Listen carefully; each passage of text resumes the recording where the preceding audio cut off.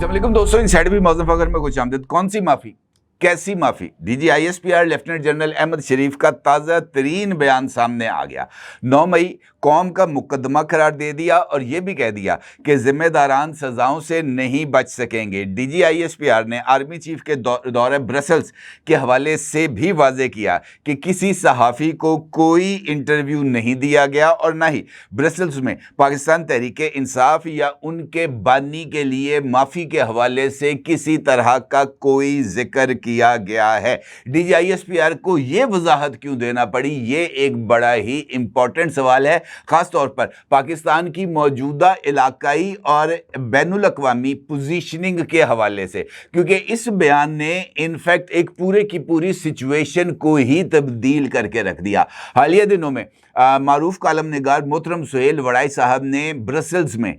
मुलाकात का दावा किया था फील्ड मार्शल सैयद आसिम मुनीर साहब से, और इस हवाले से उन्होंने कम अज़ कम 3 कॉलम्स यके बाद दीगरे तहरीर किए। पहले कॉलम में उन्होंने फील्ड मार्शल साहब से मुलाकात और एक तवील अरसे की तगो-दो के बाद मुलाकात का जिक्र किया और बताया कि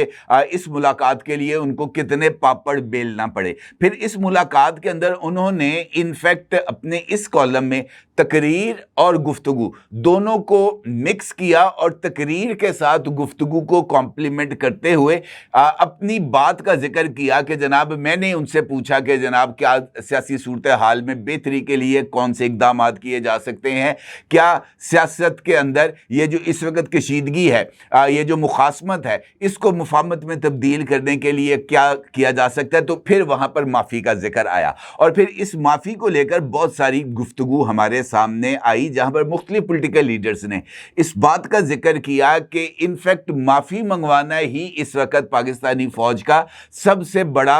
जो ख्वाहिश है वो है, और इस ख्वाहिश का जो पूरा ना होना इनफैक्ट इस सारी गुफ्तगू की वजह बना और फिर मुख्तलिफ चीज़ें इस हवाले से सामने आती रहीं। मैंने भी अपने जो दूसरा यूट्यूब चैनल है breaking news with Mauzam Fakhar, उसमें अब माफ़ी के हवाले से एक वीडियो भी शेयर की थी जिसमें मैंने मुख्तलिफ पॉइंट्स आपके साथ रेज़ किए थे और मैंने आपको बताया था कि माफ़ी क्यों ज़रूरी है और माफ़ी के ना होने के वजूहात क्या हो सकते हैं। अब ये जो ताज़ा तरीन गुफ्तगू सामने आई है जो है DGISPR लेफ्टिनेंट जनरल अहमद शरीफ की, उसमें उन्होंने इस बात को वाज़े तौर पर इसका इजहार किया है। एक तो उन्होंने कहा कि जनाब माफ़ी की कोई बात नहीं हुई, दूसरा उन्होंने जिक्र किया कि सुहेल वड़ाई साहब के साथ जो गुफ्तगू थी उसको इंटरव्यू करार नहीं दिया जा सकता, और इसके साथ साथ उन्होंने इस बात की भी तरदीद की कि सुहेल वड़ाई के साथ किसी तरह की कोई सियासी गुफ्तगू हुई। DGISPR का ये कहना था कि अफसोस की बात है कि सीनियर सहाफ़ी ने गैर जिम्मेदारी का मुजाहरा किया। फ़ौज एक जिम्मेदार इदारा है। ब्रसल्स में तकरीब में सैकड़ों अफराद मौजूद थे। तकरीब में शरीक अफराद ने फील्ड मार्शल के साथ तस्वीर बनवाई। सहाफ़ी ने हक़ाइक़ को तोड़ मरोड़ कर पेश किया। ये एक सहाफ़ी की ज़ाती मफाद और तशहीर हासिल करने की कोशिश है। सहाफ़ी ने नामुनासिब हरकत की। जो शख्स गैर कानूनी हरकत करे उसे कानून के कटहरे में आना होगा। लेफ्टिनेंट जनरल अहमद शरीफ का इस्लामाबाद में एक यूनिवर्सिटी में ये जो आजकल उन्होंने एक सिलसिला शुरू किया हुआ है कि वो स्टूडेंट्स के साथ बराह रास्त इंटरेक्शन करते हैं, उस तकरीब के बाद उनकी मीडिया के साथ गुफ्तगू हुई और इसमें DGISPR से सवाल पूछा गया एक मरतबा फिर 9 मई के हवाले से। तो DGISPR का यह कहना था कि 9 मई जैसे इंतशार पर लोगों को माफ़ी मांगनी चाहिए। ये फ़ौज नहीं बल्कि रियासत पाकिस्तान के ख़िलाफ़ साजिश थी। ब्रसल्स में आर्मी चीफ ने किसी माफ़ी का जिक्र नहीं किया। 9 मई सिर्फ फ़ौज का नहीं कौम का मुकदमा है, माफ़ी से कानूनी अमल नहीं रुक सकता। अब ये जो बातें की गई हैं ये इनफैक्ट उस सारी हाइप का जवाब है जो कि हालिया दिनों में हमारे सामने आया, और इस हाइप के ज़रिए ये चीज़ को क्रिएट किया गया दानिस्ता या नादानिस्ता तौर पर कि पाकिस्तान के अंदर पॉलिटिकल डायलॉग की बुनियाद माफ़ी बन सकती है और माफ़ी के बाद ही सिलसिला आगे बढ़ सकता है। लेकिन इमरान खान के DNA के अंदर माफ़ी मांगना है ही नहीं, उसकी सोच के अंदर माफ़ी मांगना नहीं है, क्योंकि वो खिलाड़ी है, मुकाबला करना जानता है, आखिरी गेंद तक लड़ता है और ये लड़ाई की सरिश्त उसकी ये है कि वो हार नहीं मानता, और इसी बुनियाद के ऊपर मुख्तलिफ चीज़ों को लेकर आगे गया। अब मेरे नज़दीक یہ جو ساری سچویشن ہے یہ فیلڈ مارشل سید عاصم منیر صاحب کے انفیکٹ انٹرنیشنل پوسچر کے ساتھ جڑی ہے. آپ اس کو یعنی DGISPR کی وضاحت کو انٹرنیشنل پوسچر کے ساتھ ملا کر تو دیکھ سکتے ہیں, اس سے الگ کر کے نہیں دیکھ سکتے, کیونکہ اس سٹیٹمنٹ کے بعد یہ تاثر تو ختم ہو گیا مکمل طور پر کہ جناب کسی طرح کا کوئی انگیجمنٹ پاکستان تحریک انصاف یا بانی PTI کے ساتھ رہی ہے یا ہونے والی ہے یا ہو چکی ہے, یہ تاثر تو ختم ہو گیا. اب بنیادی چیز کیا ہے میرے نزدیک اس ساری صورتحال کا اگر ہم نے جائزہ لینا ہے تو میں دو چیزیں آپ کے سامنے رکھتا ہوں. ایک ہے واشنگٹن پوسٹ کا آرٹیکل جس کا عکس آپ اس وقت اپنی اسکرین پر دیکھ سکتے ہیں. یہ فیلڈ مارشل کے جو اس وقت انٹرنیشنل پوسچر ہے اس کے حوالے سے یہ آرٹیکل بہت ہی زیادہ اہمیت کا حامل ہے, اور اس آرٹیکل کے اندر فیلڈ مارشل سید عاصم منیر کو مین آف سٹیل کہا گیا ہے, یعنی آہنی اعصاب کا مالک, اور بتایا گیا ہے کہ ان کی اس پوسچر کو ڈونلڈ ٹرمپ جو کہ امریکن پریزیڈنٹ ہیں انہوں نے ان کے اس آہنی اعصاب کا مالک ہونے کو بہت زیادہ ویلیو دیا ہے. اور یہ آہنی اعصاب کے مالک وہ کس طرح بنے ہیں, اس کے لیے جو مئی میں پاکستان اور انڈیا کی لڑائی ہوئی تھی, اس لڑائی میں جس طریقے سے فیلڈ مارشل کی طرف سے بنائی گئی جنگی حکمت عملی نے انڈیا کو دھول چٹائی, انڈیا کا جو ایک بھرم تھا اس کو دنیا کے سامنے برے طریقے سے ایکسپوز کیا, اور وہ جو پریشر انٹرنیشنل کمیونٹی کی طرف سے پاکستان پر آ رہا تھا کہ آپ نے 7 طیارے گرا دیے ہیں, اس کے بعد آپ کو جواب دینے کی ضرورت نہیں, اس سارے دباؤ کو یکسر مسترد کرتے ہوئے بلائے طاق رکھتے ہوئے پاکستان کی طاقت کا اظہار کرنا, انفیکٹ یہ فیلڈ مارشل کے لیے ان کی جو قد و قامت ہے انٹرنیشنل لیول پر, ان کا جو پوسچر ہے اس میں اضافے کا سبب بنا, اور اس کی بنیاد کے اوپر ہی پاکستان کی انٹرنیشنل لیول پر ڈپلومیٹک ویلیو میں اضافہ ہوا, اور ڈونلڈ ٹرمپ نے فیلڈ مارشل سید عاصم منیر کو وائٹ ہاؤس کی روایات کے برخلاف لنچ کے اوپر مدعو بھی کیا, 2 گھنٹے تک ان کے ساتھ ملاقات بھی کی, اور مختلف ایشوز کے اوپر ان کے ساتھ تبادلہ خیال بھی کیا, جس کے نتائج اب ہمیں آنے والے دنوں میں مزید ملتے ہوئے نظر آئیں گے. کیونکہ اس کے بعد جو پاکستان نے ٹریڈ ایگریمنٹ کیا تھا امریکہ کے ساتھ, اس ٹریڈ ایگریمنٹ کے تحت اس بات کو طے کیا گیا کہ پاکستان اپنی جو ایکسپورٹس ہے امریکہ میں وہ بڑھائے گا, اور اس کے ساتھ ساتھ امریکہ پاکستان میں انویسٹمنٹس بھی کرے گا. اور اس حوالے سے ریسنٹلی یہ خبر سامنے آئی ہے کہ پاکستان نے آئل اینڈ گیس کی ایکسپلوریشن کے لیے مختلف سیکٹرز کو آئیڈینٹیفائی کیا ہے, اور ان سیکٹرز کو یہ جو آئل اینڈ گیس کی ٹرمینالوجی ہے اس میں بلاکس کا نام دیا جاتا ہے. مختلف بلاکس کے جو نیلامی ہے OGDCL کی طرف سے وہ کی جا رہی ہے, اور ان بلاکس کے اندر امریکہ انٹرسٹڈ ہے انویسٹمنٹ کرنے کے لیے, اور تقریباً یہ جو مختلف تیل کے اور گیس کے کنووں کی کھدائی ہے اس میں امریکہ $7.9 بلین انویسٹ کرنے جا رہا ہے ان بلاکس میں سے تیل اور گیس نکالنے کے لیے. اس کے ساتھ ساتھ ترکیہ, جمہوری ترکیہ نے سمندر سے تیل اور گیس نکالنے کے لیے جو بلاکس آئیڈینٹیفائی کیے گئے ہیں وہاں پر انویسٹمنٹ کی خواہش کا اظہار کیا گیا ہے. اس کا مطلب یہ ہے کہ جمہوری ترکیہ اور امریکہ دونوں کی طرف سے اگر انویسٹمنٹ کو دیکھا جائے جو آئل اینڈ گیس کے شعبے میں ہو رہی ہے وہ تقریباً $10 بلین کی انویسٹمنٹ بنتی ہے. تو اس کی بنیاد کیا بنی؟ امریکہ اگر اس خواہش کا اظہار نہ کرتا کہ وہ پاکستان سے تیل اور گیس نکالے گا تو اس کے علاوہ کوئی اور ملک پاکستان میں آ کر تیل اور گیس نکالنے کے لیے تیار نہیں تھا. تو یہ in fact field marshal Asim Munir کی ڈپلومیسی تھی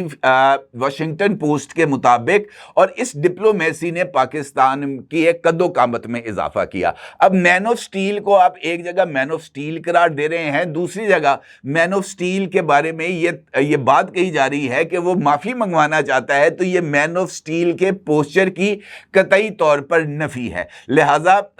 موجودہ حالات میں یہ کہہ دینا کہ محض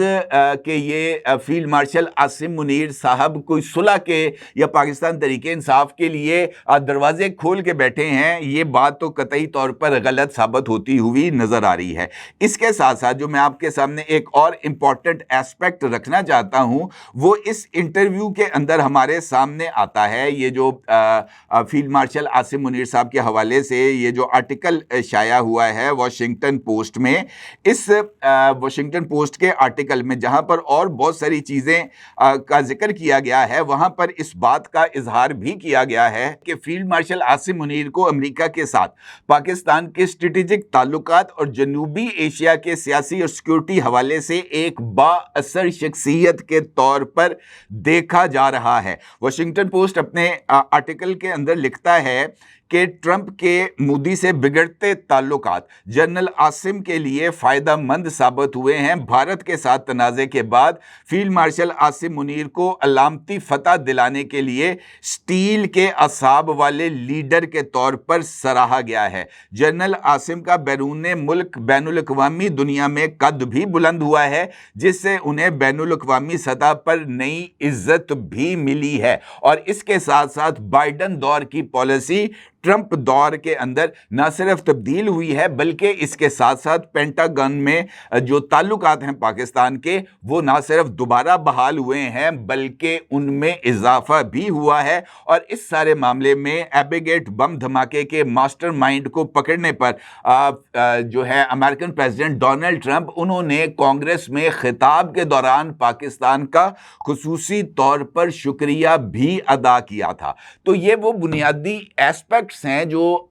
ہمارے سامنے ہیں۔ اب اگر ان ایسپیکٹس کے ساتھ ہم یہ جو ہیں D G I S P R ان کی سٹیٹمنٹ کو سامنے رکھیں اور سہیل وڑائی صاحب کے کالمز کو دیکھیں تو ذرا چیزیں بالکل مختلف انداز میں ہمارے سامنے آتی ہیں۔ معافی، جس طریقے سے میں نے بریکنگ نیوز والے چینل میں آپ کے ساتھ عرض کیا تھا کہ عمران خان کے ڈی این اے میں نہیں ہے معافی مانگنا، اور اگر آپ اس کو کہیں گے کہ معافی مانگے تو وہ اور زیادہ اپنے موقف کے اوپر ڈٹ کے کھڑا ہو جائے گا، وہ پیچھے ہٹنے کے لیے تیار نہیں ہوں گے، اور پیچھے ہٹنا کسی بھی سیاسی لیڈر کے لیے اپنے موقف کے برخلاف یہ بہت زیادہ آسان بھی ہوتا ہے اور بہت زیادہ مشکل بھی ہوتا ہے۔ عمران خان کی تحریک عدم اعتماد کے بعد جو ساری کی ساری سیاست ہے وہ امریکہ اور فوج مخالف پالیسیز کے اوپر ہی بیس کرتی ہے۔ آپ سائفر کو دیکھیں، آپ یہ جو حقیقی آزادی ہے، ہم کو یہ غلام ہے، یہ وہ تمام نعرے ہیں جو عمران خان صاحب نے اپنی پولیٹیکل جو مہم ہے ان کو اس کا حصہ بنایا تھا۔ اب اگر وہ معافی مانگتے ہیں، اگر سہیل وڑائی صاحب کی بات درست ہے، اگر وہ معافی مانگتے ہیں تو ان کا وہ سارے کا سارا پولیٹیکل بیانیہ تو بحیرہ عرب میں جا کر ڈوب جائے گا، اور اس کے بعد عمران خان بھی ایک ایسے پولیٹیشین کے طور پر سامنے آئیں گے جیسے پاکستان کے دیگر پولیٹیشینز ہیں، تو پھر اس میں تفریق کرنا قطعی طور پر ممکن نہیں رہے گا۔ اب اس ساری صورتحال میں پاکستان ایک جانب انڈیا کو ٹف ٹائم دے رہا ہے، دوسری جانب پاکستان امریکہ کے ساتھ اپنے تعلقات کو آگے بڑھا رہا ہے، اور اس کے ساتھ ساتھ اگر پاکستان کے اندر یہ جو پولیٹیکل ماحول ہے اس کے میں 9 مئی کے واقعات کو نظر انداز کر دیا جائے تو پھر فوج کی اپنی جو پوزیشننگ ہے وہ بھی بہت برے طریقے سے متاثر ہوگی۔ اب چونکہ پاکستان ورسز مودی اور امریکہ ورسز مودی یہ ایک ایسا ٹرائی اینگل بن چکا ہے جہاں سے پاکستان اب باہر نہیں نکل سکتا۔ میں آپ کو مثال دیتا ہوں، فائنینشل ٹائمز کا آرٹیکل، فائنینشل ٹائمز کے آرٹیکل کے اندر جو کہ پیٹر نوارو نے لکھا تھا، اس آرٹیکل میں واضح طور پر اس بات کا اظہار کیا گیا ہے کہ امریکہ کو یعنی ڈونلڈ ٹرمپ ایڈمنسٹریشن کو انڈیا میں مودی سرکار سے فاصلہ رکھنا چاہیے، اور اس کے لیے ان کا خاص طور پر اس بات کا ذکر کیا گیا ہے کہ انڈیا کو کسی طرح کی ڈیفنس ٹیکنالوجیز نہیں دینی چاہیے۔ اس کا مطلب یہ ہے کہ امریکہ اب یہ بات سمجھ رہا ہے کہ مودی کے اوپر اس نے جو سٹا لگایا تھا، جو مودی کے سر کے اوپر اس نے جوا کھیلنے کی کوشش کی تھی، وہ فیصلے غلط تھے۔ بھارت کا یہ جو نیٹ سیکیورٹی پرووائڈر کا جو انہوں نے ببل کریٹ کیا تھا، انڈیا اس پیمانے کے اوپر پورا نہیں اترتا۔ انڈیا پاکستان کا مقابلہ نہیں کر سکتا تو چاہے جائے کہ وہ جا کر جو ہے چین کا مقابلہ کرے گا، یہ قطعی طور پر ممکن نہیں ہے۔ اور یہ ریٹریٹ انفیکٹ جو کہ انڈیا کی طرف سے سامنے آئی تھی، اس نے اس کو دنیا میں مکمل طور پر ایکسپوز کر کے رکھ دیا ہے، اور یہی وجہ ہے کہ ٹرمپ ایڈمنسٹریشن نے مودی کی چھٹی کرا کر پاکستان کو نئے اسٹریٹجک پارٹنر کے طور پر ڈیولپ کیا ہے، اور امریکہ نے بھارت کی پکی چھٹی کرا دی ہے، اور یہی وجوہات ہیں جس نے پاکستان کی انٹرنل پولیٹکس کے اوپر بھی اثر ڈالا ہے۔ اور اس کے نتیجے میں کیونکہ اگر میں آپ سے یہ کہوں کہ اب پاکستان کی جو موجودہ اسٹیبلشمنٹ ہے، یہ اس اسٹیبلشمنٹ سے قطعی طور پر مختلف ہے جو جنرل باجوہ کے دور میں تھی۔ یہ والی اسٹیبلشمنٹ جنرل باجوہ کی اسٹیبلشمنٹ کے مقابلے میں کئی گنا زیادہ طاقتور ہے، کئی گنا زیادہ پینیٹریٹو ہے، اور اہم کلیدی فیصلوں کے اوپر اس کا کنٹرول ہے۔ اور یہ ایڈمنسٹریشن، یہ اسٹیبلشمنٹ اب ہر وہ فیصلہ کرائے گی جس کو وہ درست سمجھتی ہے، چاہے وہ 26ویں آئینی ترمیم ہو، چاہے وہ 27ویں آئینی ترمیم ہو یا 28ویں آئینی ترمیم ہو۔ وہ جس لائن کے اوپر چاہیں گے اب وہ اسی طریقے سے سسٹم آگے بڑھے گا، یہ بات طے ہے، اور اس کے اوپر کسی کو کوئی اختلاف نہیں ہونا چاہیے، کیونکہ جس طرح کی انٹرنیشنل سپورٹ اس اسٹیبلشمنٹ کو درکار تھی، وہ انٹرنیشنل سپورٹ اس اسٹیبلشمنٹ کے پاس موجود ہے۔ اور وہ سپورٹ موجود ہونے کے بعد اگر 12 صوبے ہیں، 32 صوبے ہیں، 36 صوبے ہیں، 11 صوبے ہیں، یا ایک یکساں بلدیاتی نظام ہے، یا آئین کے اندر تبدیلیاں ہیں، 18ویں ترمیم کے اندر مالیاتی اختیارات کی واپسی ہے، ہر وہ فیصلہ ہوگا جو یہ اسٹیبلشمنٹ چاہے گی۔ کیونکہ میں آپ کو بتا رہا ہوں کہ انٹرنیشنل پلیئرز نے اپنا وزن اس اسٹیبلشمنٹ کے پلڑے میں ڈال دیا ہے، لہٰذا جب یہ اسٹیبلشمنٹ طاقتور ہے تو یہ کیوں جھکے گی پاکستان تحریک انصاف کے سامنے؟ یہ کیوں جھکے گی پاکستان تحریک انصاف کے بانی کے سامنے؟ وہ تو اس وقت جھکانے کی پوزیشن میں ہے، تو ان کو کیا ضرورت ہے جھکنے کی؟ لہٰذا یہ جو سب چیزیں ہیں یہ ایک بالکل مختلف سینیریو میں ہے، اور ہمیں اس کو ان کے حقیقی پرسپیکٹو میں ہی دیکھنا چاہیے۔ گیم اس وقت انٹرنل پولیٹکس سے آگے نکل کر ریجنل پولیٹکس اور انٹرنیشنل پولیٹکس میں جا چکی ہے، اور پاکستان اب اس گلوبل ساؤتھ کے اندر ایک ایسی پوزیشن پر آ چکا ہے جہاں پر پاکستان کو کسی طریقے سے نظر انداز نہیں کیا جائے گا جب اس ساؤتھ کی بات ہوگی۔ اور ساؤتھ ایشیا میں پاکستان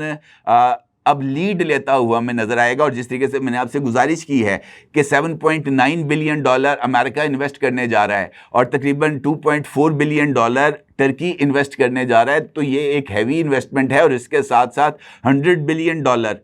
چائنا کی انویسٹمنٹ پاکستان میں آ رہی ہے، تو یہ گیم بالکل مختلف انداز میں اب آگے بڑھے گی، اور اس میں اسٹیبلشمنٹ جس طاقت کا جو طاقت اب انجوائے کر رہی ہے، وہ اس طاقت میں اضافہ تو کر سکتی ہے، کمی کے لیے کسی صورت تیار نہیں ہوگی۔ اپنے رائے کا ضرور اظہار کیجیے گا۔ آپ کو بہت شکریہ۔ اللہ حافظ۔